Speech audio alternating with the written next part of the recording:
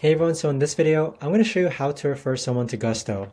So this video is going to be particularly useful for individuals who want to start referring other friends or family members to use Gusto.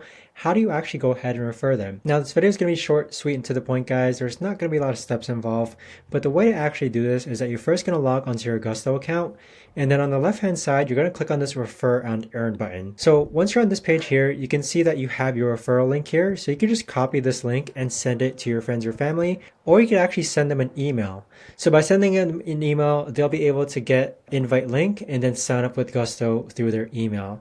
Now with Gusto, there is a limited time offer where you can earn $1,000 for every business with 10 or more employees you refer. But if only one employee actually joins Gusto, you'll still get a $500 Visa gift card, but the employee will actually get $100. So with that being said, that right there is the best and easiest way that I know of to actually go ahead and refer someone to Gusto. If you guys know of a better or easier way to actually do this, let me know in the comments down below. I would love to know. But thanks so much for watching, everyone, and I'll see you guys all in the next video.